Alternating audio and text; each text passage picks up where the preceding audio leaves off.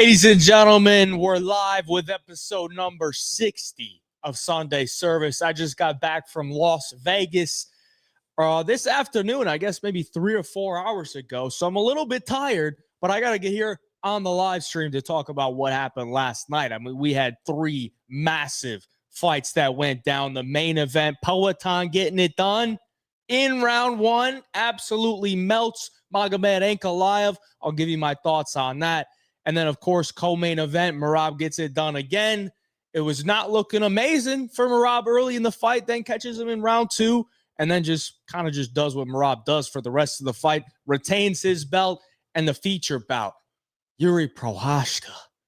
God, it just gets your blood boiling. Oh, that fight was just beautiful.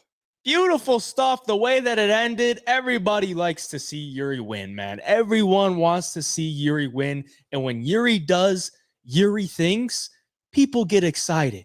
So that feature bout set the tone for the rest of the night. And, of course, Merab had to ruin it a little bit. But then the main event got it done. And, of course, a couple fights on the main card.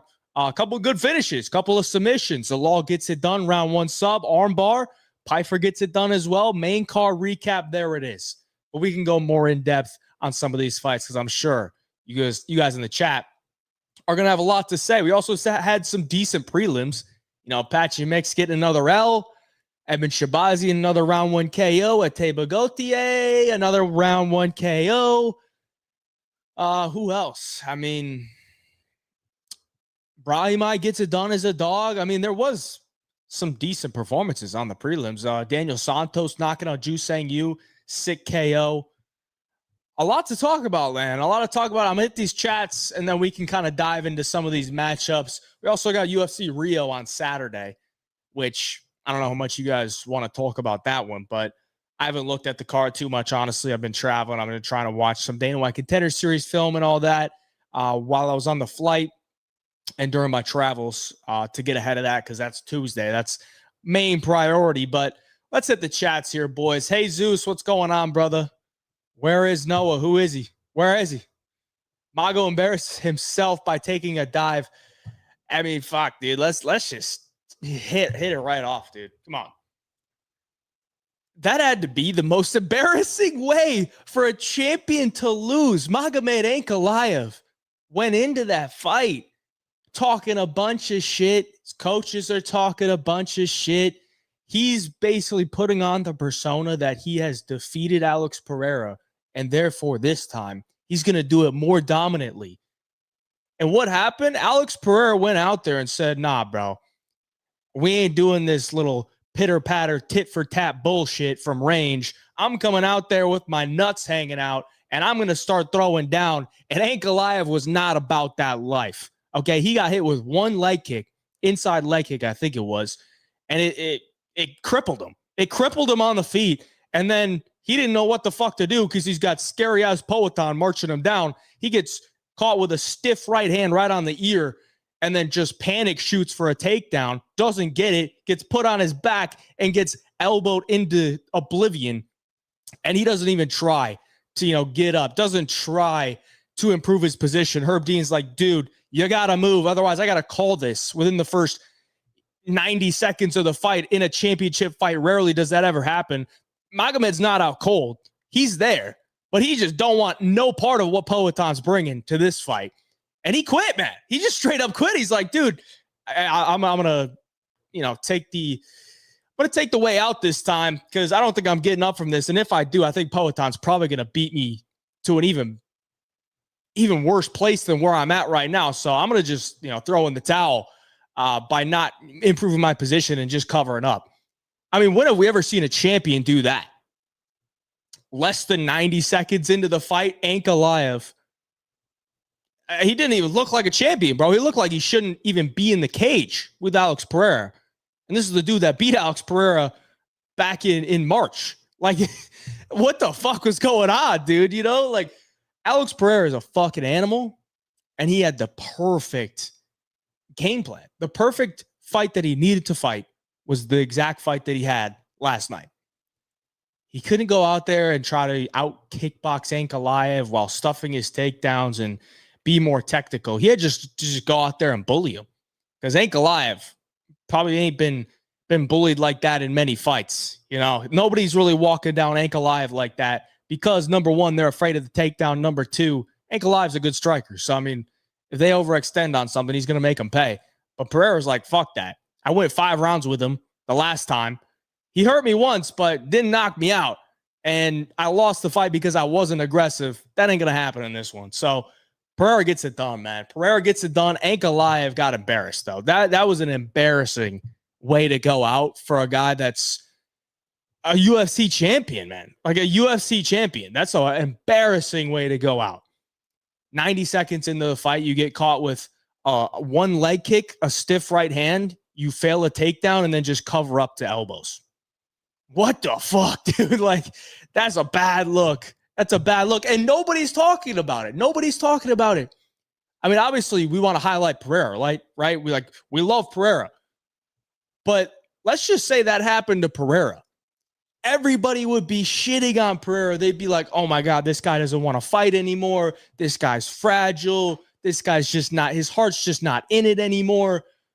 But since it happened to Ankalaev, one of the Russians, you know, he's not getting as much heat as if it was some other star.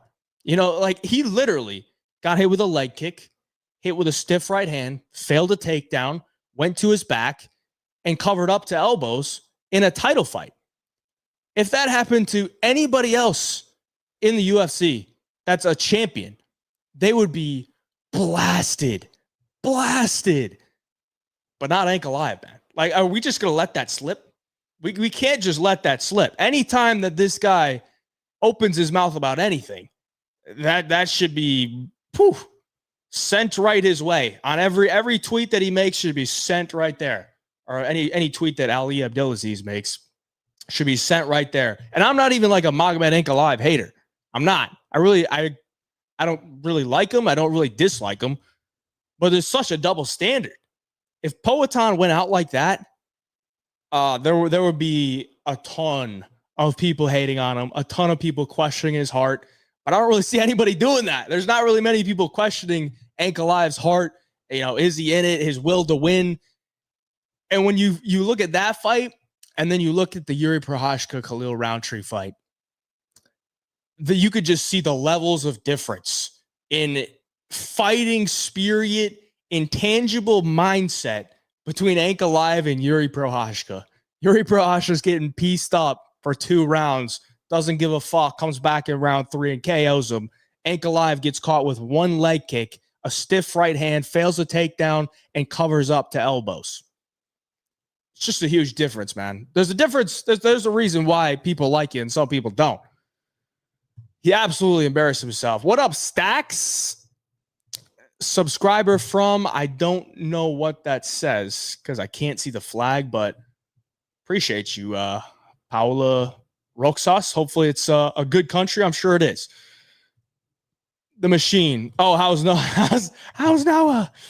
I think Alex will move to heavyweight and retire. I hope he does. I hope he does go up to heavyweight. He looked fucking huge in there, dude. He looks so big. If he goes up to heavyweight, I mean, I think he can compete, dude. I really think he could compete. Could maybe be a 3-division champ. Ali and ain't crying at the parking lot at McDonald's. What up, Ramiro? Been a few weeks since I caught the live. Well, welcome in, brother. We're hot off a big pay-per-view. I'm buying your membership tomorrow, man. I'm excited for us to cash in on Tuesday. I should have been signed up. Well, hey, if you sign up tomorrow, then you're probably looking pretty good. Because I don't think I'll put anything in before tomorrow. But yeah, you sign up tomorrow, you'll be locked in for the DFS plays Tuesday, for the DFS plays on Rio. And you'll be locked in, bro. You'll be sitting pretty, ready to cash some tickets. Classic Yuri performance. Gotta love it, dude. Gotta love it. Send Patchy to McDonald's. Fucking Patchy, dude. Good Lord. I mean, maybe he's just not cut out for it, dude. Maybe he's just not.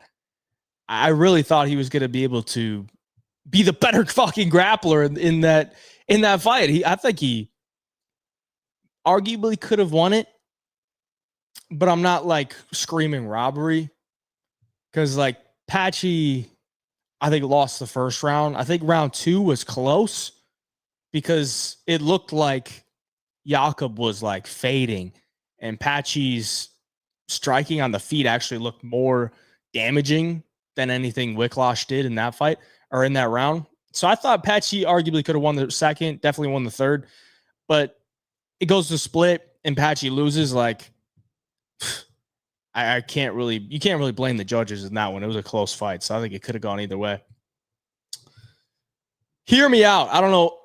I don't think Ank deserves a rematch, but I want to see another fight because we didn't see much. Yeah, that's the tough part because it's so weird. It's the light heavyweight division. It's kind of fucked. And honestly, it would be better if Pereira just moved up to heavyweight so they didn't have to go through all this logjam in the light heavyweight division because he just beat Ankalaev. So now Ankalaev and Pereira are 1-1.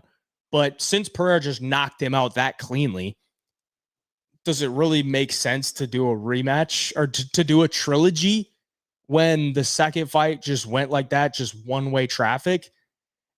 Probably not, right? You're probably not going to get a ton of people that are like, oh my God, this fight's going to be awesome. And then you got Yuri Prochazka, who's beating everybody but Alex Pereira, but he's already 0-2 to Alex Pereira, been knocked out twice. So, I mean, are you going to run a trilogy with Yuri Prochazka when he's already down 0-2? Like, what's going to go differently this time? Probably nothing. But Yuri's obviously the fan favorite that people would want to see fight for a title. And especially since Yuri just beat Khalil Rountree like he did on the same card that Alex Pereira beat Ankalaev on, people watch that and be like, dude, I want to see Yuri fight Pereira. The casual fans would probably say that, but the casual fans that watched that card, that main card, and saw Yuri Prochazka fight Khalil Rountree and finish him the way that he did, they'd be like, yo, I want to see this guy fight Pereira. And then maybe they didn't see the first couple fights, but you'd still be more excited about that than a guy that fought on a fight night last week and beat Dominic Reyes in round 1. Now, don't get me wrong. Like, I would love to see Carlos Ulberg fight Alex Pereira. I think it would be an interesting matchup. But I think the guy that has the most hype around his name is obviously Yuri Prochazka. It's the problem that he's 0-2 against the champion. So it might just be better if Pereira goes up to heavyweight, and then you could make a vacant belt between Ankalaev and Yuri Prochazka, or you could do a vacant belt between Ulberg and Yuri Prochazka, something like that. Because Alex is faced and beaten most of these guys except Carlos Ulberg, so it's kind of tough. Predictions for December card. I think it'll probably be Volkanovski versus Lerone Murphy as the main event. And then maybe Pantoja and Van as a co-main event. I could see that. Shout out the DFS game. Thank God I switched Yana. God, fuck. Macy Chasson. Smart move by switching that one, but shout out to the DFS game. A lot of pure grapplers on Rio card. I see a lot of less strikes. Just depends on the number, brother. It just depends on the number. Do we like Emmanuel Rodriguez? I watched some film on that fight today on the plane, and I think it's going to be a closely lined fight.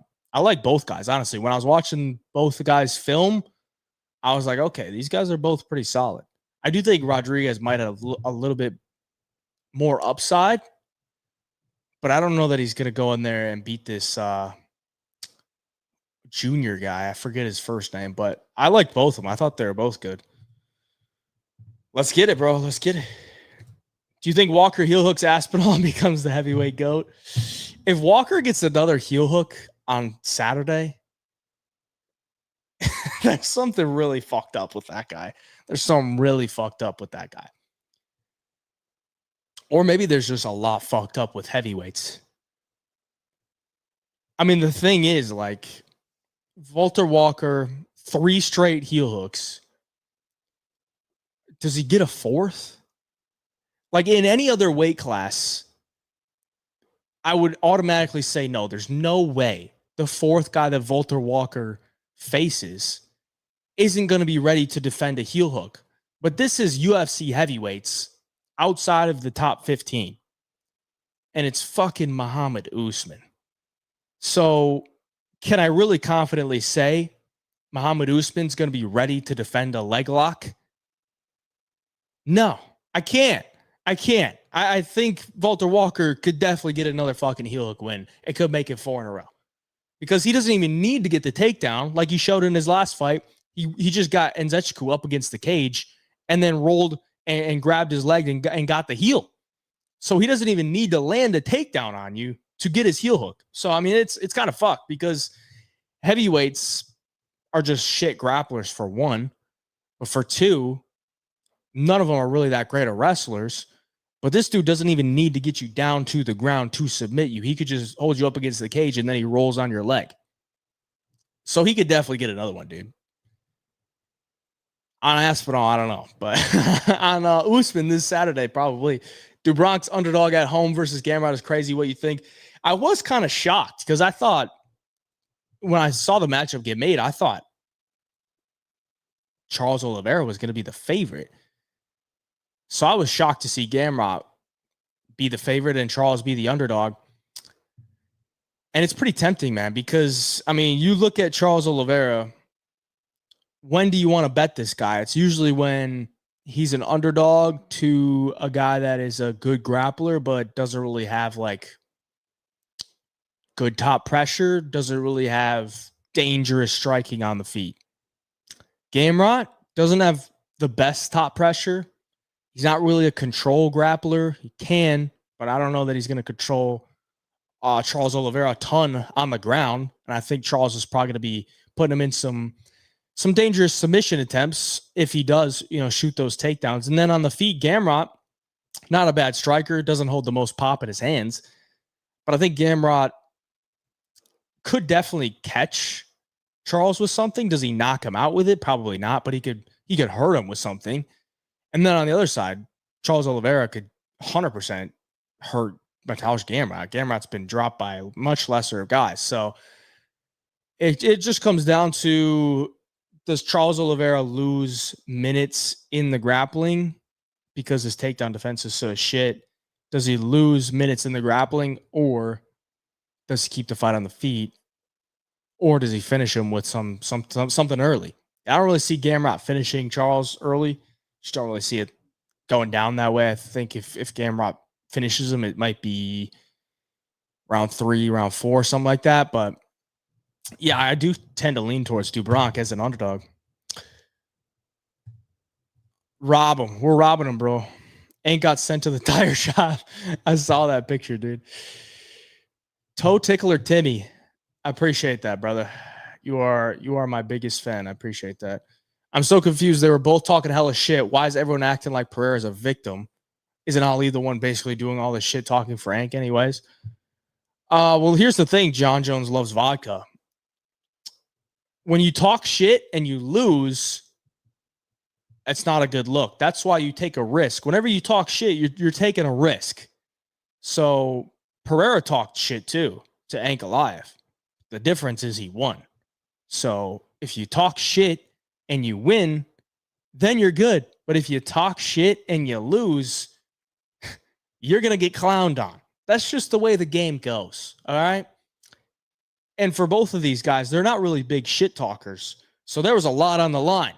This is very uncharacteristic from both guys, and very uncharacteristic from a Russian Dagestani to be talking shit, unless, the other guy's really prodding at him.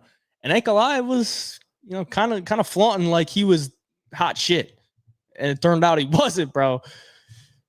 Ank talked about his alcohol pass. Hey, Job for Prez, what up, bro? What up, Steven? They're about to fight. Who gives a fuck? If Alex would have lost, it would have been satisfying too, since he was also shit talking. These are probably really, really old chats. I apologize, boys. I've been yapping a little bit. John Jones will probably never fight again after what happened to his brother. I wouldn't rule it out, bro. You're the only one that is mentioning it, cornball. You're totally missing the point. I think they're going back and forth. I'm just going to skip over that. Sorry, boys. Forrest Daniels. Hey, Jive. Hope you're having a great weekend. Question. Would you rather see Alex Pereira? Who would you rather see Alex Pereira fight next? Bones Jones, Tom Aspinall, or someone else? Thanks for your time. So who would you rather see Alex Pereira fight next? John Jones, Tom Aspinall, or someone else? Honestly,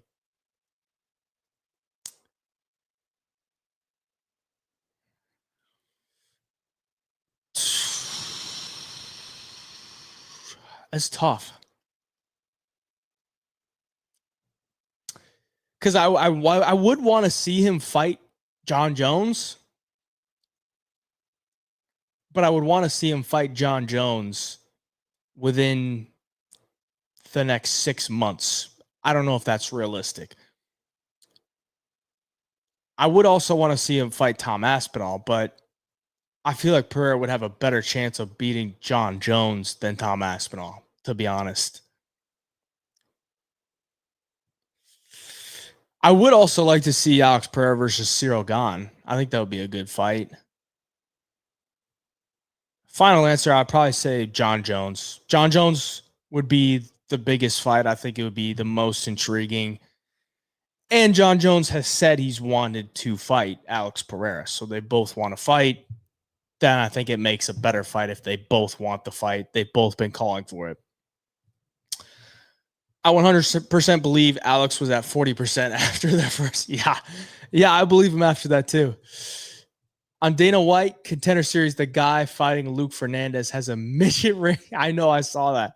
I was on my flight and I pull up on YouTube this dude's fight, and the wall, it's not even a cage. Like half of it is a cage.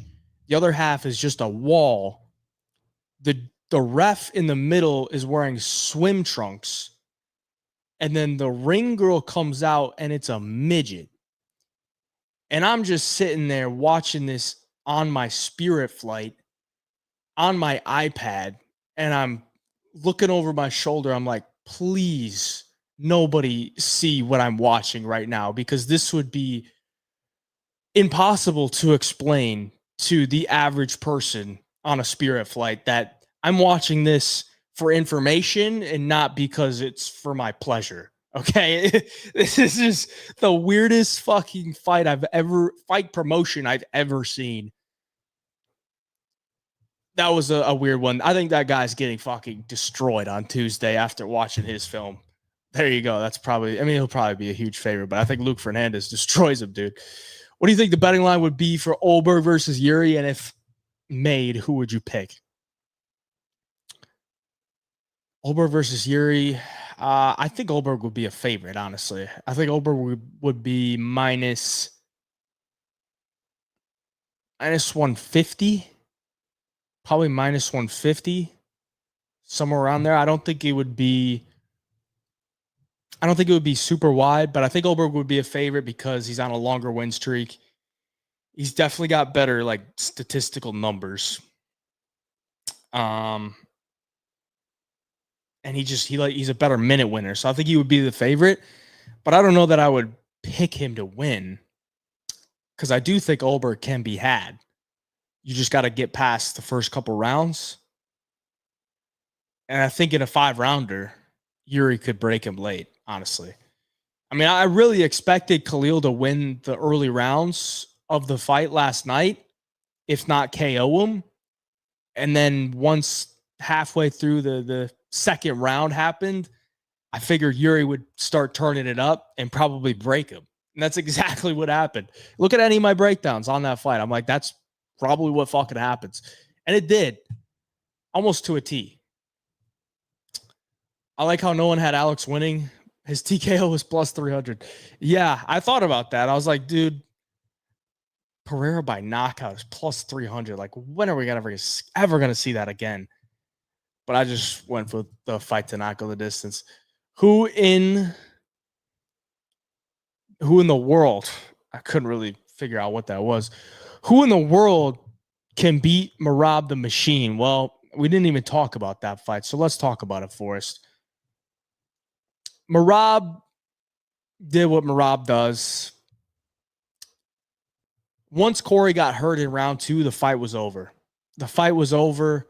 He was looking good until then, but once Merab hurt him in round 2, the fight was over. Corey's, I don't want to say his confidence left him when he got hurt by Merab, but once the snowball starts, you ain't going to stop it. All right, once Merab starts to get you into that rhythm of strike with you, takedown. Drag you down to the ground, you get back up. Drag you down to the ground, you get back up. You break away. Strike with you, takedown. Drag you down to the ground, you get back up. Drag you down to the ground, you get back up. You break away. Strike with you, takedown. Once he gets you into that rhythm, you're fucked. Because the only thing you're doing is playing defense. You can't do anything else.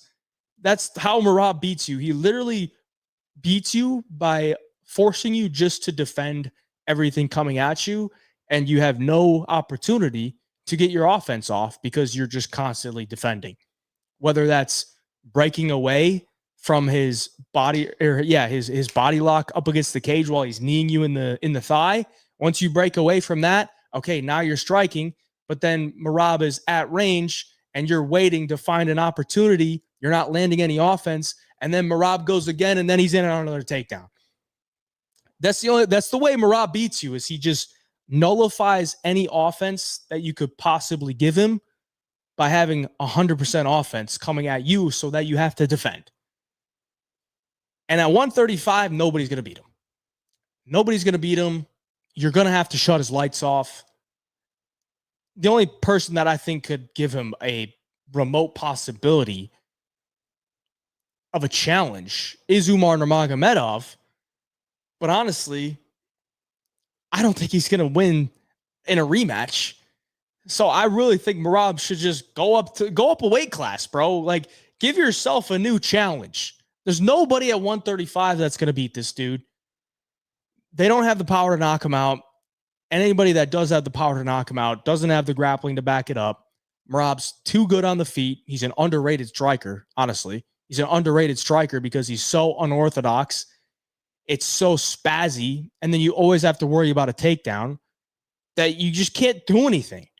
So I think he's got to move up to 145. Otherwise, this shit's going to get really old.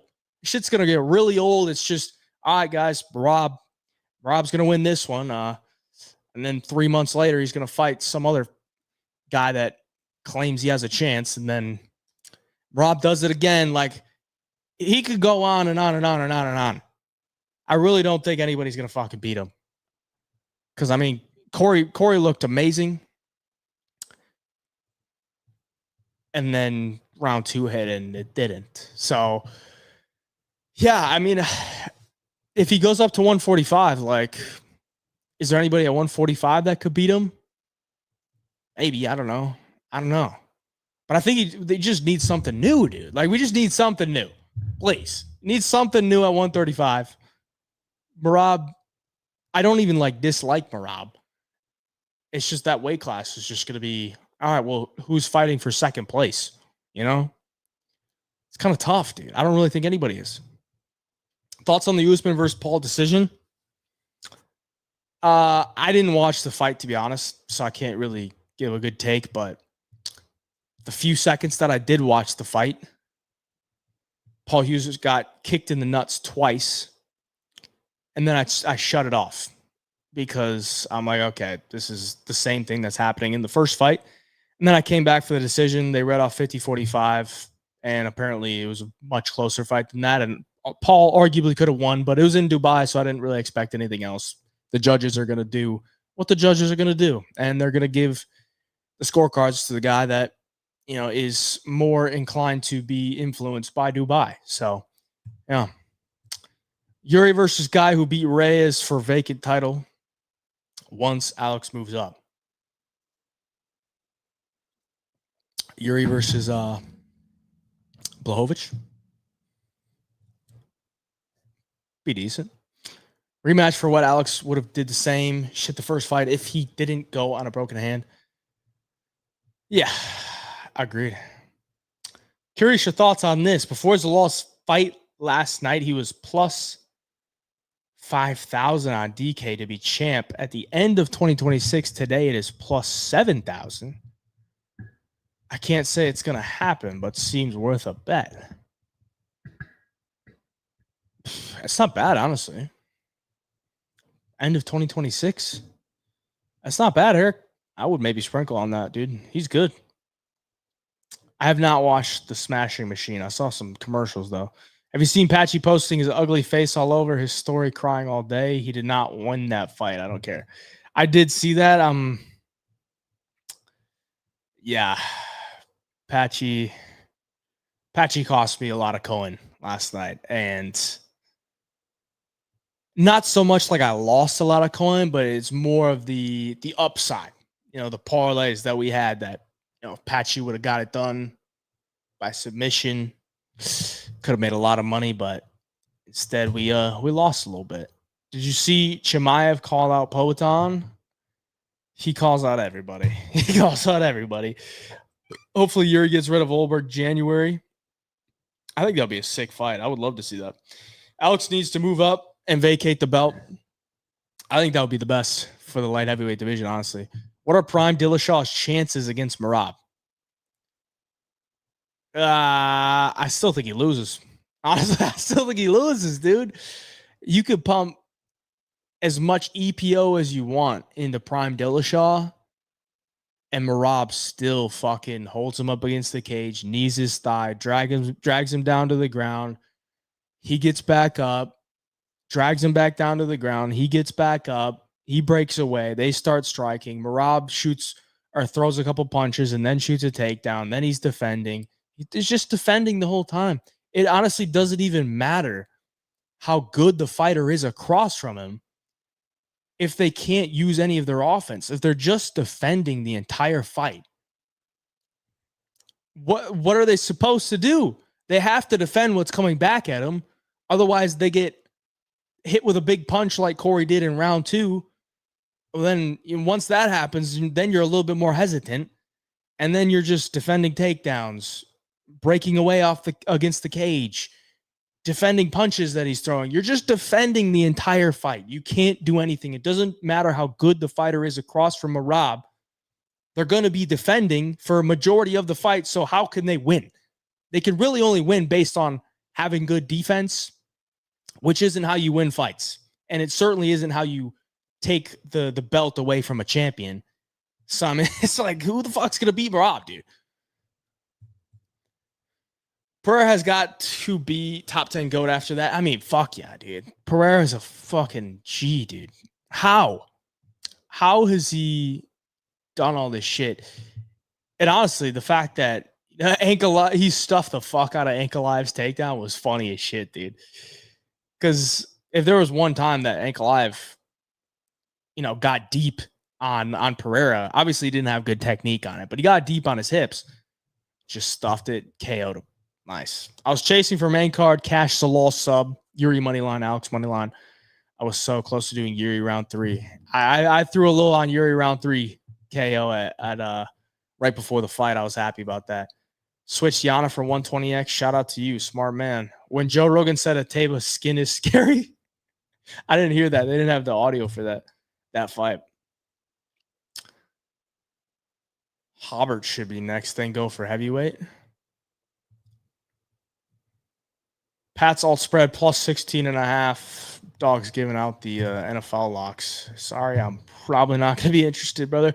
Muhammad Usman is terrible, but at plus 230, do you think he's a live dog? All the hype on Walker. I mean, if he can keep it on the feed, he's definitely a live dog, but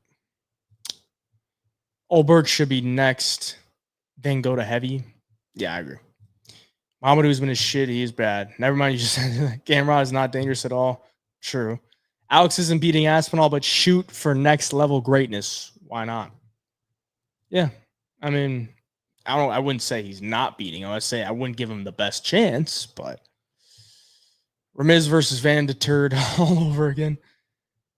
Why the UFC not post the odd on the website anymore? I don't know. I didn't look at that. Aspinall lost to a heel hook. I know. Back in the day. People forget, man. Aspinall Lost by a heel hook. Walter Walker's coming up. You never know with that, man. Tell me if you agree. Zalal deserved performance bonus over Yuri. Yuri, awesome comeback, but performance of the night should be for guys who made it look easy. Who did get the performance bonus? Pfeiffer got a bonus? Damn. So they give the performance bonus to Pfeiffer, Yuri, and Pereira, but not Zalal.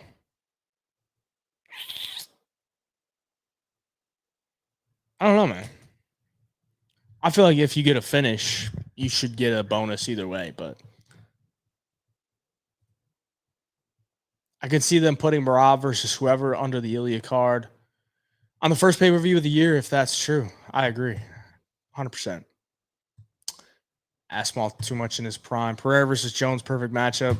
Yeah, I think that's the best one. Do people really want to see that fight? Because if anyone really knows, we all know that's very one-sided. I guess everyone has a puncher's chance, but come on. I don't know, man. I'd rather see Pereira versus Olberg. We back to making money on Pereira by KO. Why stop so soon? Cash Zalal sub Pereira KO 2-legger. That paid a nice penny. It was his first fight. Don't be flying spirit. Dude, just get the first 2 rows. Get the big seats, basically first class, dude. Who are your most confident picks next card? I don't know yet, dude. I gotta get in the lab. Jones, Alex makes more sense at the White House than Tom versus Jones. Why give John a shot when he's clearly only planning to fight one time at the White House? If the card was in the UK, he wouldn't fight Tom. I agree, Mario. If Ank and Poatan did a trilogy, you think Poatan will be favored again?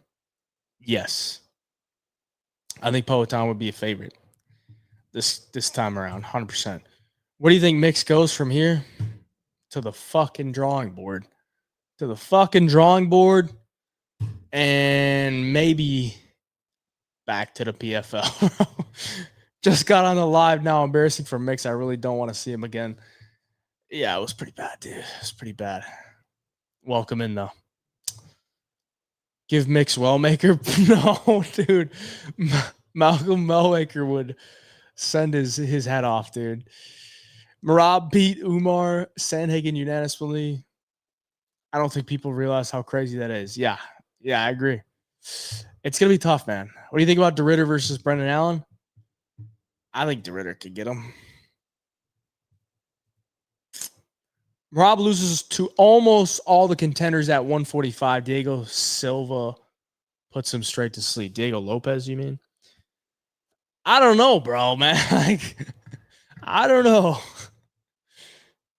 I guess, Diego Lopez would be an interesting matchup, but I don't know, man. I think Merab could do pretty damn well at 145. Give Mix a chance at Merab. I just want to check. Yeah, no, let's not do that. Let's not do that. You the Go got me out a big hole, made $11K last night. Ever since I met this dude, think I'm lying. I don't care. This dude made me over $20K. Just hope you don't blow up and charge over 50 to 100. Nah, I ain't going to raise nothing, bro. But we have been cashing in big time. I made some great coin last night on DFS, and a ton of people in the Discord made a ton of money. Could have made more if Yana Santos went lower on strikes. Could have made a ton more, like 30 bands more. But she didn't, but we still made a ton of money last night. And a lot of people just played without her. So, I mean, they made even more money than me probably. But, geez, man, we've been cooking. Shout out to you for joining up. DFS Theater starts again this week. You damn right. Got to get in the lab tomorrow. Hopefully they give us some lines so we can get a little surgical. I don't see Merab moving up since Aljo moved up to featherweight. Yeah, that's true, dude. I forgot about that. Fuck, Dean. I mean, Aljo already lost at featherweight, man. Just let Merab. Merab doesn't even need to bulk up to 145. You put Merab in the cage with Volk right now. Who do you think is going to win? Merab doesn't bulk up at all to 145. Volkanovski's the champion at 145. They just say, you know what, Merab, you're not going to bulk up, but we'll give you a one-off fight. You go up to 145, you could be a two-division champion at the same time. Go ahead and fight Volkanovski. Who are you picking to win? Volkanovski or Merab? I'm going to take Merab.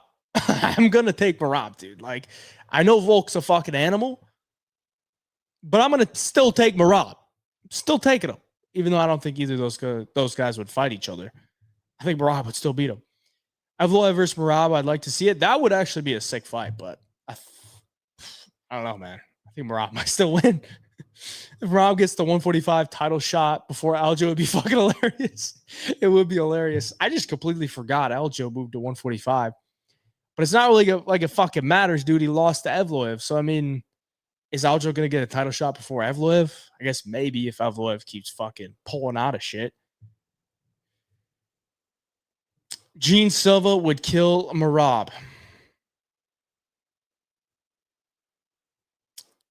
Did you not see what happened to Gene Silva in round 1 against Diego Lopez? Dude, might want to rethink that. Vines did better than Ankalaev. Oh, no. Oh, no. That's actually crazy. I never even thought about that. Tristan Vines did better than Magomed Ankalaev last night. Holy shit. Holy shit. That's so true. Shama. That table would beat Ank any day. Agreed, dude. He'll see your comment, bro. Yeah, I saw it, bro. I saw it. I lost €5 to win 1,119 bet because of Mix and Ankalaev. At least, I mean, you lost by 2 legs, bro. You can't be that mad. Come on. That's exactly what should happen. Merab should fight Jan Umar 1 more time and move up. I just think he should fucking move up now, dude. Rob only gets clipped when he's messing around. It's kind of true. Dillashaw made it a point to get Josh Emmett's cardio good when he has no issue there. I wonder how much grappling they did. Yeah. Like, Josh, we're going to make you a fucking cardio animal. All right. We're going to get you on TJ Dillashaw's training routine to when he was just the EPO king. We're going to get you in such good shape. You're going to be able to go for 10 rounds. Just don't get submitted in round 1. Oh my God, dude. That fight was Zalal just literally got the easiest takedown on him. Got mounted him basically. Emmett tried to barrel his way out of there and just gave him his arm. Crazy shit. If he took it 100% serious the entire time, he would be without a scratch. Yeah, I mean, he could literally just fucking rinse and repeat takedowns for 25 minutes. Rob could be the most boring fighter ever. He chooses not to. He does. I will say that with Merab, like, he goes to his wrestling when he feels like he needs to, but honestly, he probably just doesn't even need to fucking strike. I think he just strikes at times because he wants to make it fun for himself, probably. If their careers ended today, who had a better MMA career, Izzy or Poatan? Poatan, bro. Are you serious right now? Who had a better MMA career, Izzy or Poatan?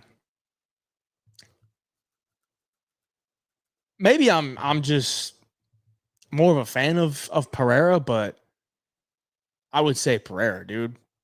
Better MMA career. Pereira's got to be like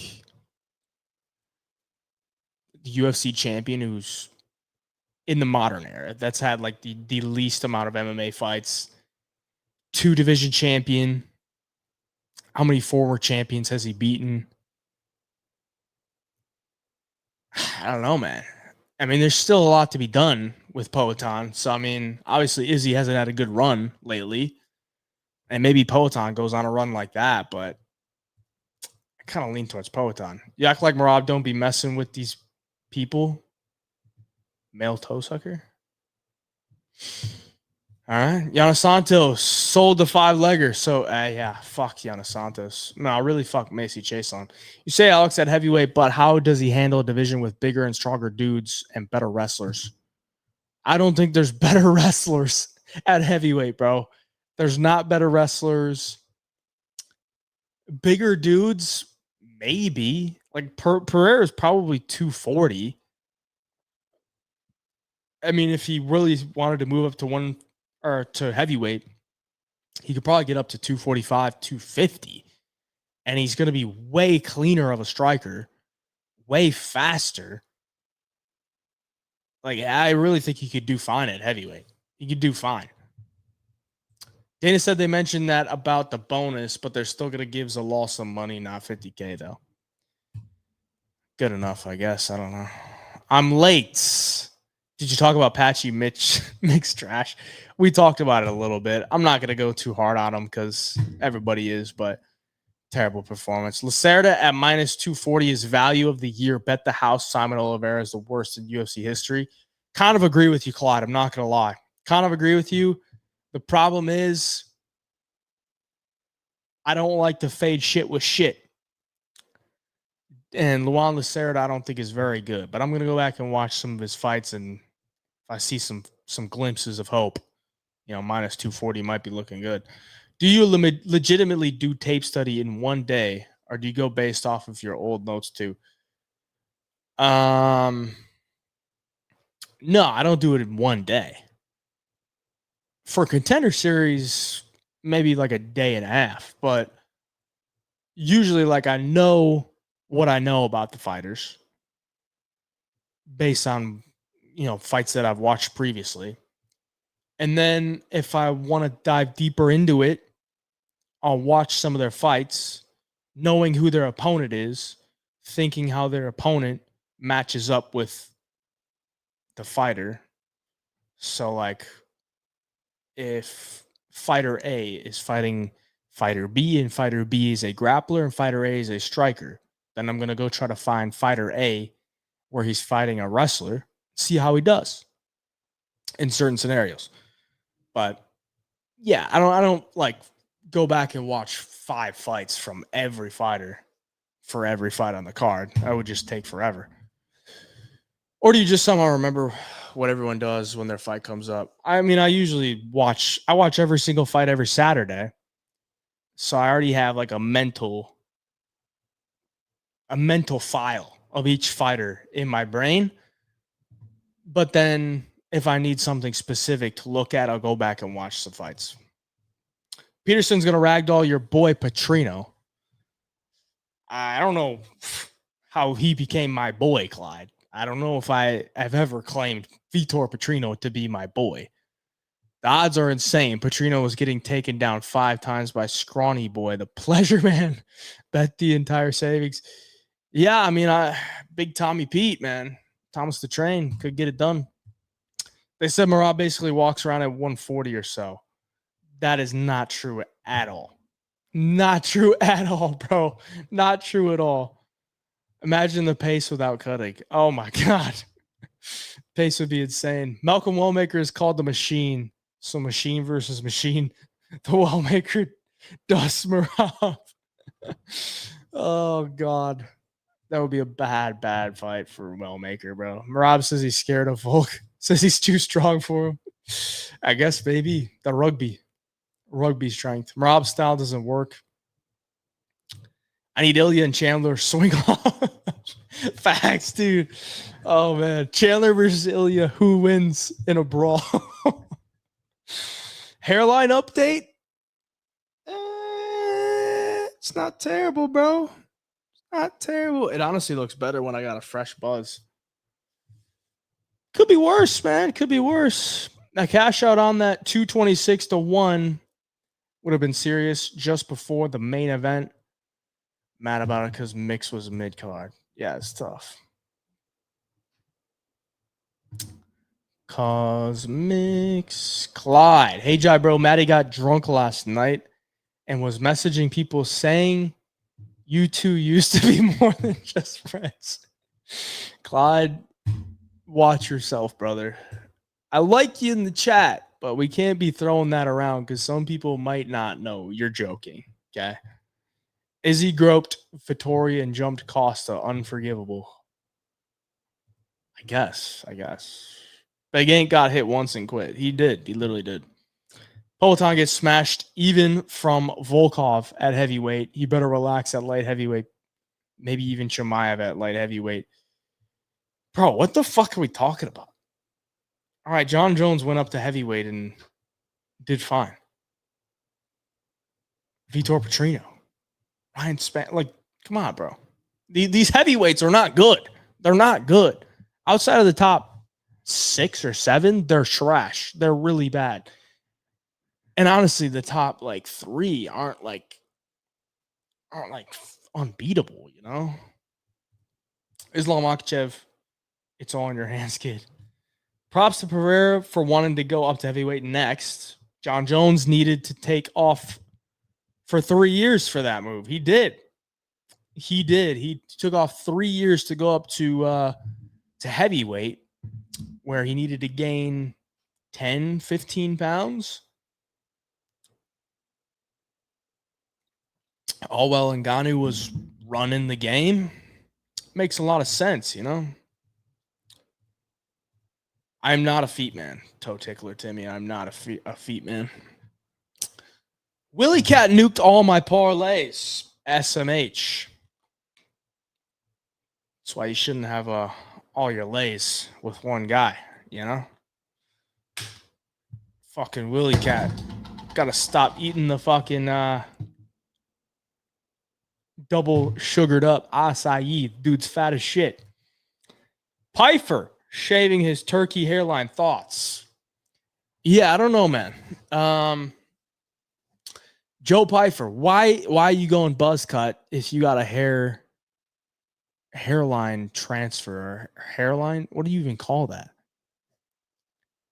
A hair transplant?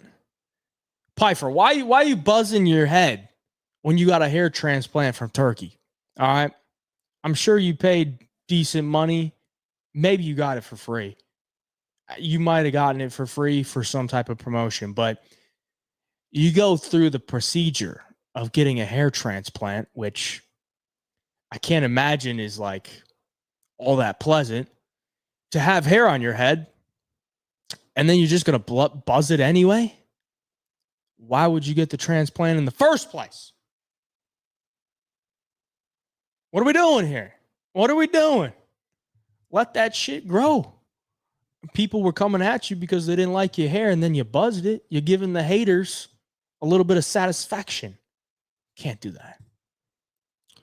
Do I have a cousin that you could date? Definitely not. Definitely not. Professor Parlay is cashing on 321. Mark my words. 321 is in what, 3 weeks? We got Rio, we got Canada card, and then we got Abu Dhabi. Whew, that's a good 3 weeks, boys. It's a good 3 weeks. This month is insane. Nolan, to be nice to my boy Nolan, bro. Heavyweight is dog shit. Alex chins Tom, if we're being honest. Could happen, honestly. It could happen. Tom does like to leave his fucking chin in the air. O'Malley versus Merab 3, but Suge gets a baseball bat. Yeah, I mean, I don't even know if a baseball bat is enough, you know? Because once Merab gets that body lock and he's kneeing you in the thigh, what are you going to do with the baseball bat? What are you going to do? You know? Once he's throwing you down on the ground, what are you going to do with the baseball bat? You need some type of firearm, some type of sharp object. You know, this is how I explained that he could beat Merab in the rematch when it's going down. I was like, somebody's got to slide a sharp object to him through the cage for him to win. And the ref's got to look the other way. So it's got to happen. Didn't happen. Russians are done. Islam is next. Let's fucking go. Let's fucking go, dude. Those are the vibes that we need, Ami. The Russians are done. Islam is next. JDM gets it done. JDM JDM gonna go out there and walk him down like Poatan just did, dude. If JDM was watching that fight last night, November, UFC 322, go out there and do what the fuck Poatan just did. You march down Islam Makhachev, you give him no respect. Watch how these dudes crumble, all right? They don't want that adversity. They're going to crumble. The moment shit goes wrong, they're going to crumble, all right? JDM, go fucking train with Alex Pereira for 2 weeks, all right? Get that Shama mindset. Do some little Shama dances, maybe a little interview with Nina Drama. Go hang out with Nina Drama and Poatan for a week. All right. And then have Islam do an interview with Nina Drama solo. And Nina will help you out. Nina will help you out with little Shama magic. And you walk in there at Madison Square Garden against Islam Makhachev. You march him down just like Poatan did. And he's going to fucking crumble. All right. That's what's going to happen. The Russians are over with, bro. Thoughts on Stuart Nickel being a dog against Rocha? You know what's crazy? Toe Tickler Timmy, you've been saying a bunch of bullshit in the chat in this live. That was the smartest thing you've ever said, dude. Smartest thing you've ever said. I saw the underdog odds on Stuart Nickel, and I was kind of shocked. I got to go back and watch some film just in case I'm missing something, but Rocha's takedown defense is pretty shit. So, I mean, Stuart Nickel's a good wrestler. I think he could win. Cash out. The JDM ticket, Islam is on the cycle of his life. No, he can't. You know what? They probably did put him on a mean cycle. What was your first big win on UFC and what card? Oh, this was years ago. Years ago when I was betting like pennies. Like not pennies, but like very little to what I'm betting now. I hit a full card parlay, all money lines. And that was the coolest thing, dude. That was like the coolest thing. And the last leg was Derek Brunson over Darren Till. And he got it done.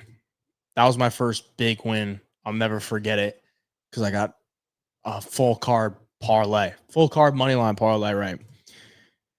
Haven't done it since. To be honest, I haven't done it since. Who do you think wins if they make Yuri versus Ank? I think Yuri does. Honestly, I think Yuri does. Connor says UFC trying to make him sign a new deal to fight on the White House. Don't think Connor will do it. I really don't know what the fuck Connor's going to do, dude, but it is what it is. How did you get into DFS apps? I joined because my friend was begging me to sign up and betting every day since. I got into it because I had already had the apps. I think I started on Prize Picks. I had Prize Picks because I was betting like NFL and stuff on it. And then I saw that they had UFC. And then I started doing UFC. And I'm like, holy shit, dude. Like this is kind of easy.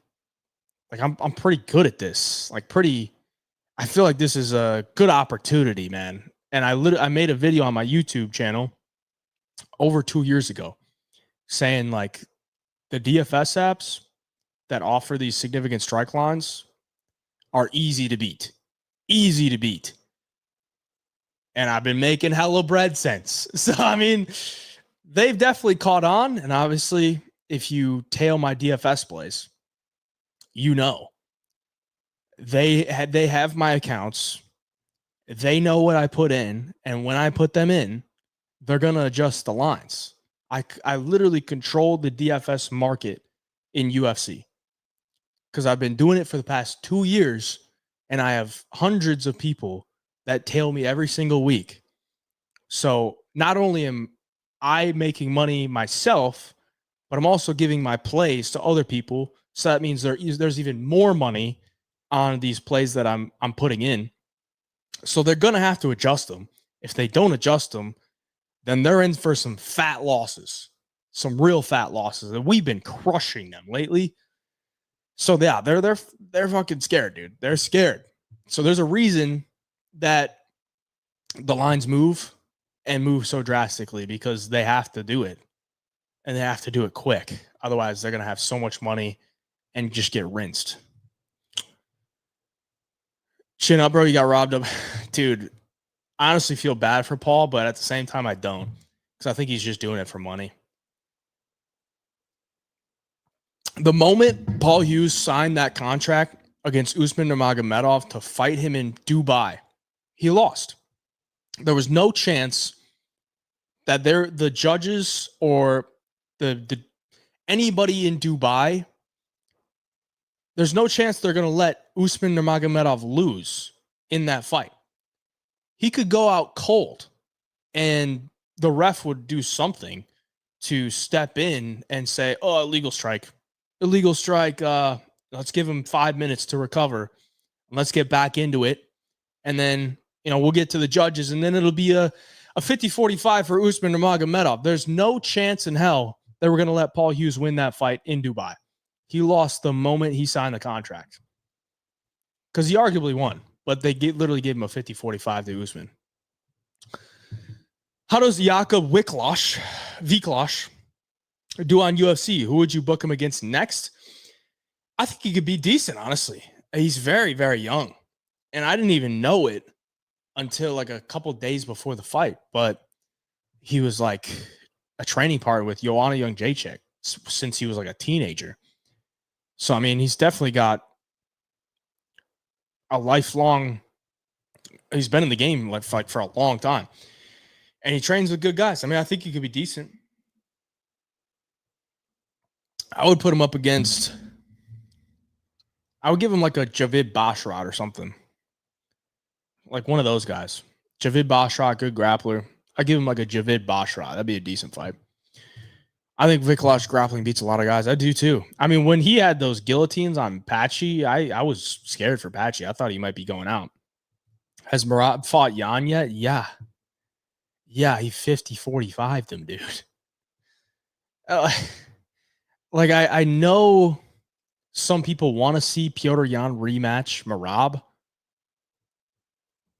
because Jan's won like a couple fights and he's looked decent doing it. But like, dude, there's no possible chance Jan wins that fight against Merab unless he catches him with some crazy shit and Merab goes out cold. But Merab is literally unknockoutable because he's just too dumb. There's no switch to flip in Merab's head. He says himself, he's a machine.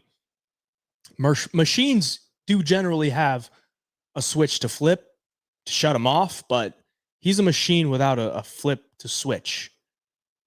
Switch to flip. Switch to flip. It's just not going to happen, dude. Bautista and O'Malley versus the Machine, 2v1. That could get interesting.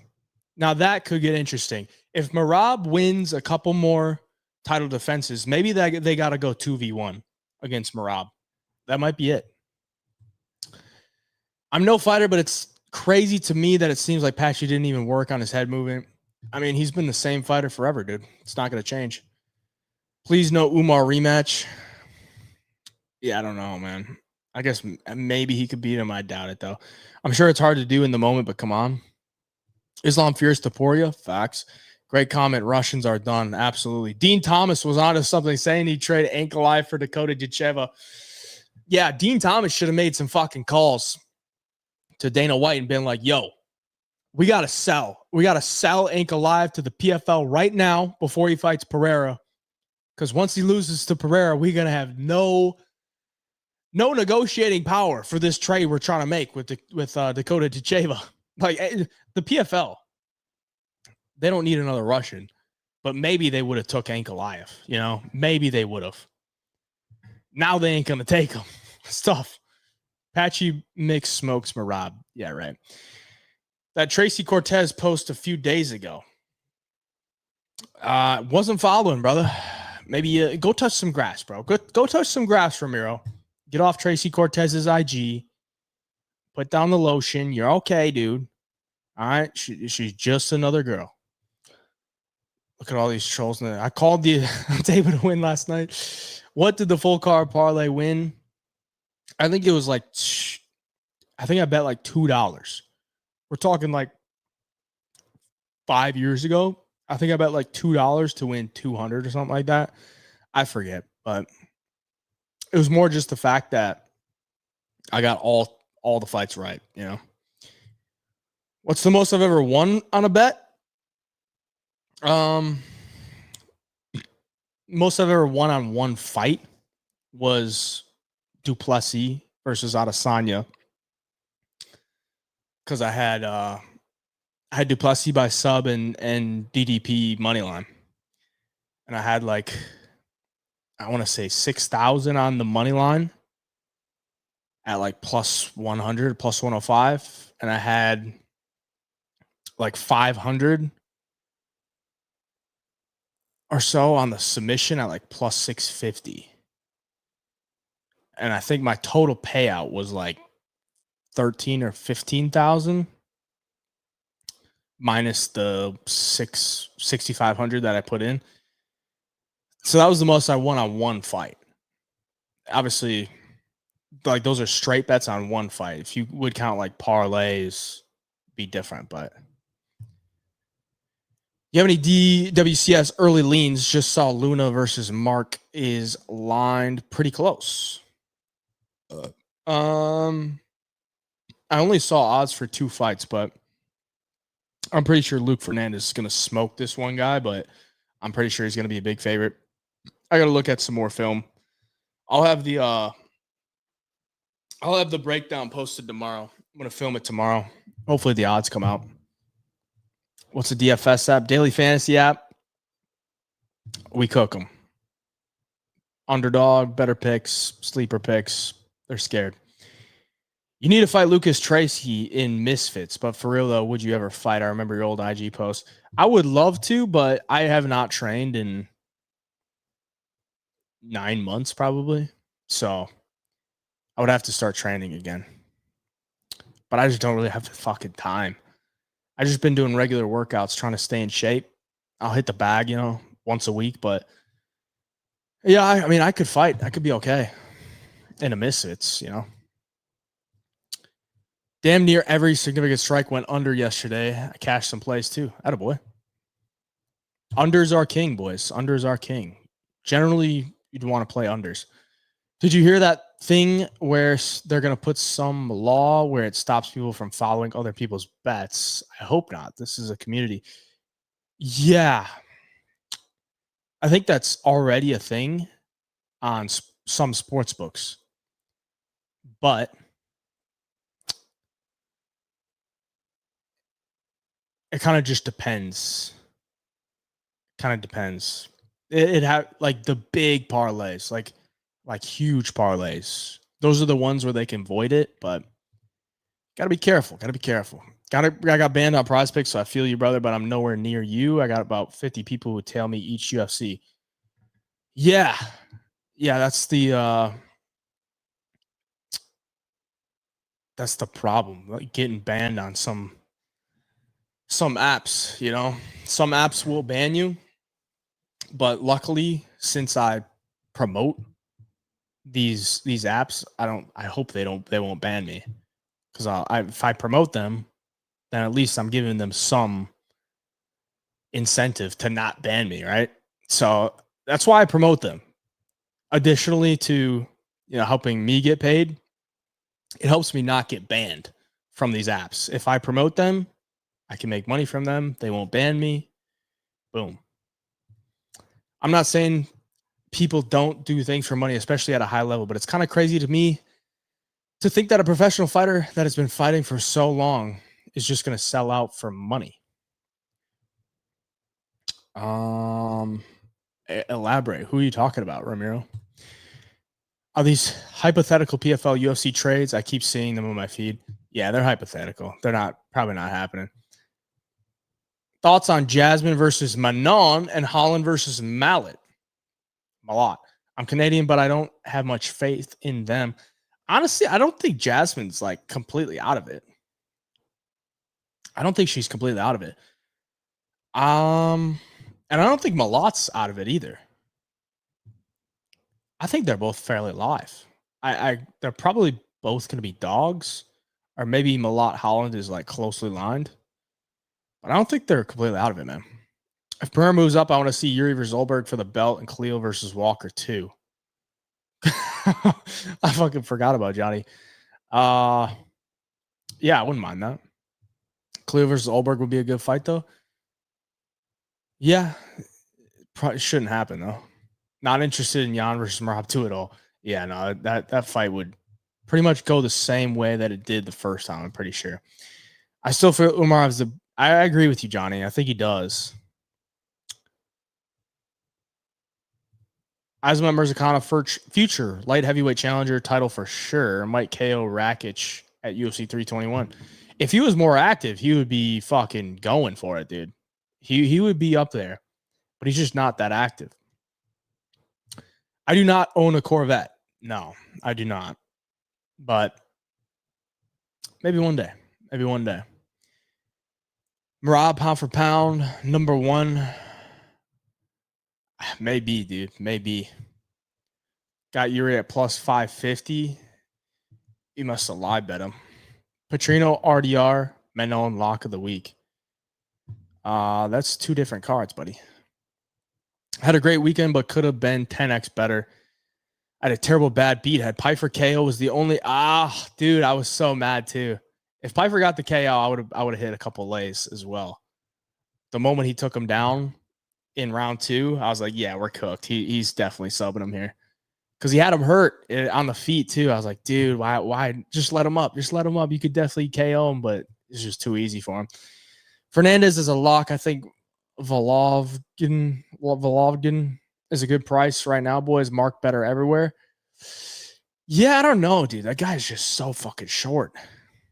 I don't think his grappling is amazing, but he's a little tank. He's a little fucking tank. Could definitely KO him. Paul Hughes, I was talking about selling out. Oh, yeah. He obviously believes in himself, and I'm sure they pay. He's just going to say yes, but I don't think he's going to do it for just the money. I think they pay him well. I really think he's just doing it for the money. I think Paul's going to try to get his money in PFL.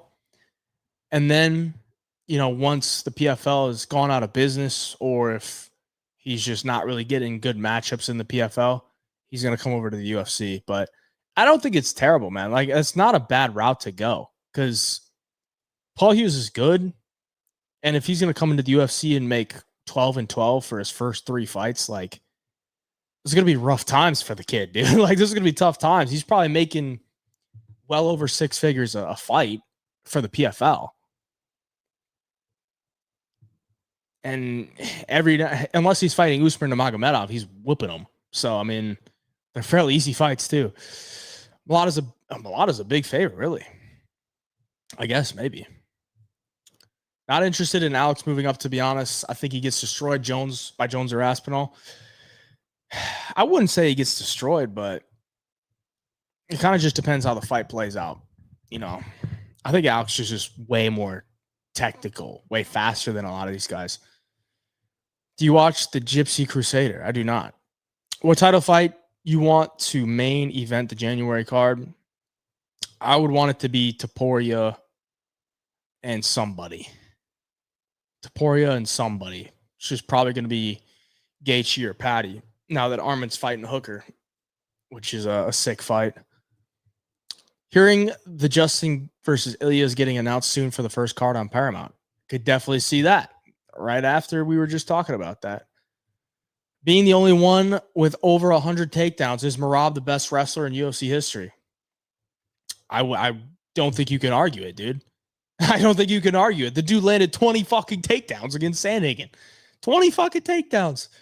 Were they like amazing takedowns that did a ton? No, but like fucking hey, dude. 20 takedowns? I think that might have been his career high. Should I drop off my girlfriend's daughter? No, I don't think you should, dude. I guess I see you on the point of view of Hughes. Yeah, I mean, guy's got to get his money, Had Brahima around 1 or 2, match with Piper Runner. Oh, disgusting, Ricky. Disgusting. You missed the commentary last night 3 separate times, Joe Rogan. The Rock is Mark Kerr, and it's not just a great MMA movie. It's a great movie about MMA. Thank God I didn't hear that. One of the benefits about watching the fights at a sports book is for the prelims, they don't have the commentary on. So I didn't have to hear anything about the commentary on the prelims. But once we got to the fucking main card, I hear Joe Rogan in my ear, and I'm like, good God. The way that Joe Rogan was glazing Khalil Roundtree in that fight was sickening. It was sickening, dude. Khalil Roundtree could have picked his nose in the cage against Yuri Prohaska, and Joe Rogan would have been having an orgasm. Oh my God. Did you see how he just picked his nose? Like, dude, we get it. Like, Khalil is an athletic guy that has, good Muay Thai striking. His leg kicks are nasty.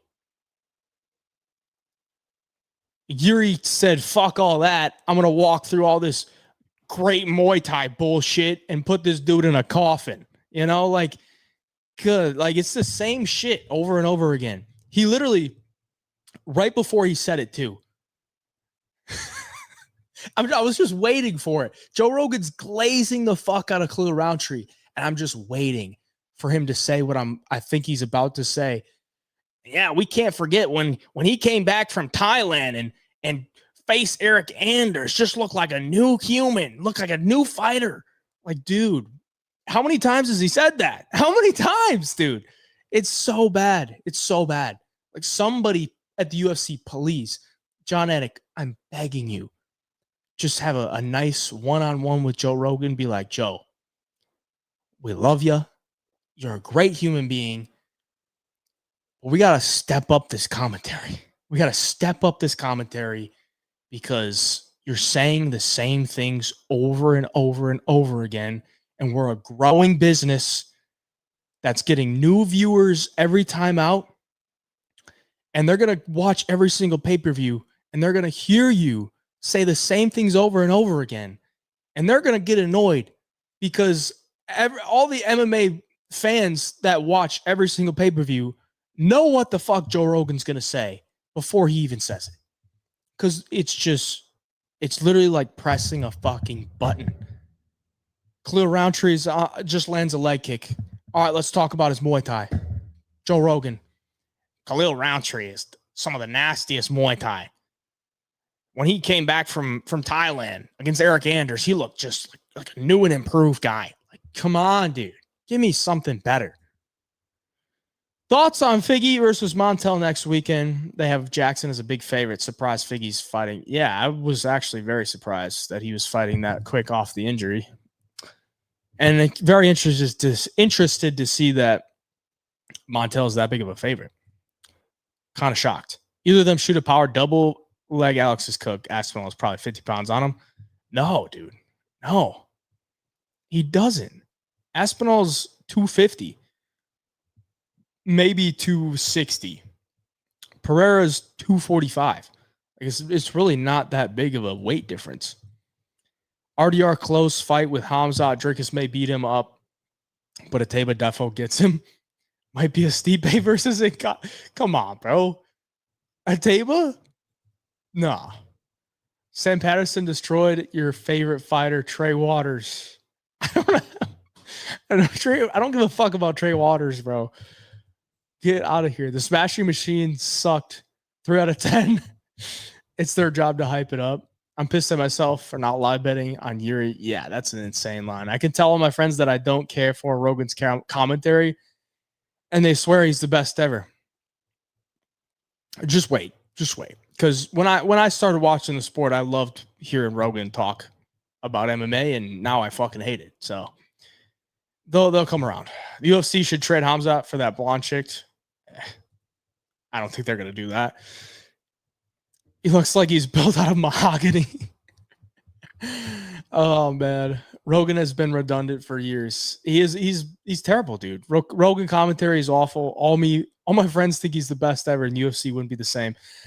Yeah, I don't like the one way to know, like everybody in this chat, if you're watching me on a live stream on a Sunday night, I know you're a fucking hardcore. Like, you're a fucking hardcore fan if you're tuning in to this live stream And so anybody in my chat, like, we get it, right? We get it. Joe Rogan has said the same shit over and over and over again. But the people that aren't in this live stream that may, maybe just watch the pay-per-views every month, or they'll only watch the main card, or maybe they'll just tune in for the main event of a fight night, they think Joe Rogan's like the best part. That's a bad place to be, man. It's a bad place to be. And honestly, I'm kind of jealous, because like I wish I could listen to the commentary and not be pissed off, but yeah, dude, it's bad. It's bad. It's really bad. He has to be. He's definitely the worst. Rogan is what Goldberg was when he was fired. Probably. Julia Pilastri fighting on Saturday. Make sure if your girl is next to you, to tuck it in before the fight. That girl is a fucking psycho. Aspinall cuts weight to make heavyweight. I don't think he does, dude. Let's look up Aspinall's fucking weight, dude. He definitely doesn't weigh more than 265. Or he doesn't weigh in at 265.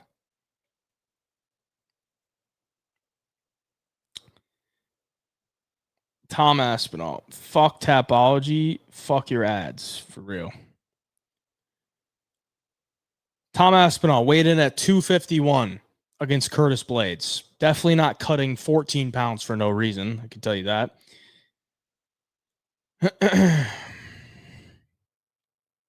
251, dude. Like, he's not 280 pounds. He's not like Francis Ngannou, dude. I had 12 units on Yuri. Oh my God, dude. 12 units on Yuri. Yeah, I bet on Yuri, but not 12 units. Holy shit.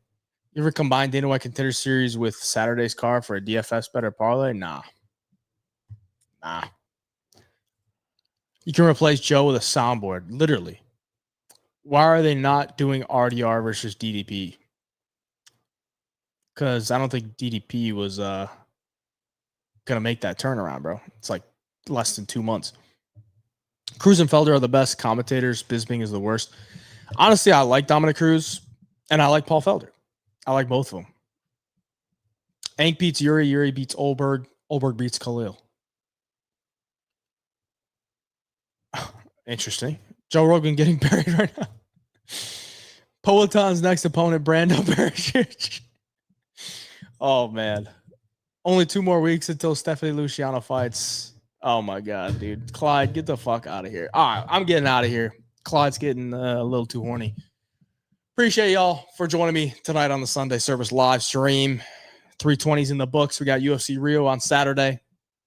We got a big week ahead of us, boys. Time to make some money, get in the lab, cook up some bets, and hopefully everybody has a good week. Appreciate y'all. Until next time, Hey Job Picks, we out.